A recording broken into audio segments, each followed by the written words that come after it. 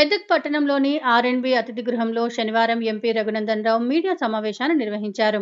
సర్దార్ వల్లభాయ్ పటేల్ గారి 150వ జయంతి సందర్భాన్ని పురస్కరించుకొని దేశవ్యాప్తంగా యూనిటీ స్ట్రెంగ్త్ అనేటువంటి నినాదంతో దేశంలో ఉన్నటువంటి యువతనందరినీ కూడా ఏకం చేయాలని కాశ్మీర్ నుంచి కన్యాకుమారి వరకు, అటక్ నుంచి కటక్ వరకు దేశవ్యాప్తంగా ఉన్నటువంటి యువతని దేశాన్ని స్ట్రెంగ్తన్ చేయాల్సినటువంటి అవసరాన్ని గుర్తించి ముందుకు నడపాలనేటువంటి ఒక లక్ష్యంతో భారత ప్రభుత్వం 150వ జయంతి ఉత్సవాలని చాలా గొప్పగా నిర్వహించాలని, దాంట్లో ముఖ్యంగా యువత భాగస్వామ్యం ఉండాలనేటువంటి ఒక లక్ష్యంతో దేశవ్యాప్తంగా ఈ కార్యక్రమాల్ని అన్ని జిల్లా కేంద్రాల లోపల కూడా నిర్వహించాలని నిర్ణయించుకోవడం జరిగింది.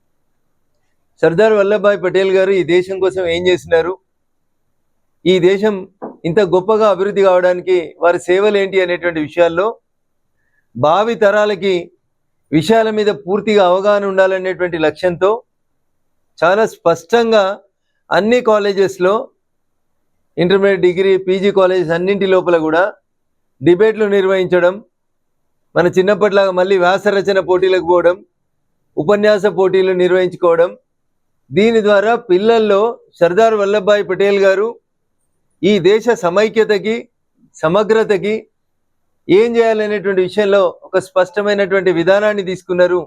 దానివల్లనే ఈరోజు మనం ఇంత గొప్పగా ఎదుగుతున్నాం అనే మెసేజ్ భావి తరాలకి తెలవాలనేటువంటి ఒక మంచి ఉద్దేశంతో భారత ప్రభుత్వం ఈ కార్యక్రమాన్ని ముందుకు నడపాలని నిర్ణయించుకుంది. జయంతి సందర్భంగా మరొకసారి దేశానికి గుర్తు చేస్తూ, నేటి యువతరాన్ని గుర్తు చేస్తూ పటేల్ కన్నటువంటి ఆశయాలని ముందుకు తీసుకెళ్లడానికి భారతీయ జనతా పార్టీ నరేంద్ర మోడీ గారి నాయకత్వం లోపల ముందుకు పోతా ఉంది. గతంలో ఉన్నటువంటి ప్రభుత్వం ఏదన్నా పేరు పెడితే అన్ని ఆ 3-4 పేర్లే పెడతారు. 1 నెహ్రూ, 2 ఇందిరా, 3 రాజీవ్ గాంధీ, భవిష్యత్తులో సోనియమ్మ పేర్లు కూడా పొరపాటున వాళ్ళ అధికారంలోకి వస్తే పెడతారు. అందుకని భవిష్యత్తులో వాళ్ళని అధికారంలోకి రాకుండా ప్రజలు ఎక్కడికక్కడ ఆపేస్తా ఉన్నట్టు నేను భావిస్తా ఉన్నా.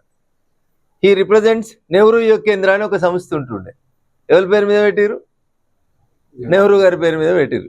వైట్ న్యాచురల్గా నెహ్రూ యువ కేంద్ర. సిద్దిపేట జిల్లాకి ఒక నెహ్రూ యువ కేంద్రం ఉంటుండే, మీకు అందరికి తెలుసు. అప్పటి పూర్తి మెదక్ జిల్లా కలిపి ఒకటి ఉంటుండే, సిద్దిపేటలో ఉంటుండే. నెహ్రూ యువ కేంద్ర. యువకులకి నెహ్రూ గారికి ఏం సంబంధమో నాకైతే తెలియదు. కనీసం గట్లాంటి వాటికన్నా సర్దార్ వల్లభాయ్ పటేల్ గారి పేరు పెట్టి ఉంటుండే బాగుంటుండే. ప్రతిదానికి అయితే నెహ్రూ పేరు, లేకపోతే ఆఖరికి వచ్చిన రేవంత్ రెడ్డి గారి ప్రభుత్వం ఇందిరమ్మిల్లు, ఇవి తప్పితే వాళ్ళకి వేరే పేర్లు కనబడతలేవు. అందుకనే భారత ప్రభుత్వం నరేంద్ర మోడీ గారి నాయకత్వంలో ఈ పేర్లు ఏవైతే పనికొచ్చే పేర్లు ఉన్నాయో కొనసాగిస్తున్నాం. ప్రతిపక్షాల పేర్లైనా ఏవైతే దాంతో లింక్ లేకుండా, సంబంధం లేకున్నటువంటి పేర్లు ఏవైతే ఉన్నాయో, నెహ్రూ గారికి పిల్లలు ఇష్టం అని చెప్పి 14th నవంబర్ దాన్ని సెలబ్రేట్ చేస్తూనే ఉన్నాం. బాలల దినోత్సవం, చాచా నెహ్రూ అని చెప్తారు. యువకుల దగ్గరికి వస్తే కూడా మళ్ళీ నెహ్రూ గారే, లేకపోతే ఇందిరమ్మ, ఇదేం పంచాయతీ అని చెప్పి ఆలోచించి నెహ్రూ యువ కేంద్రం పేరును కూడా భారత ప్రభుత్వం మార్చి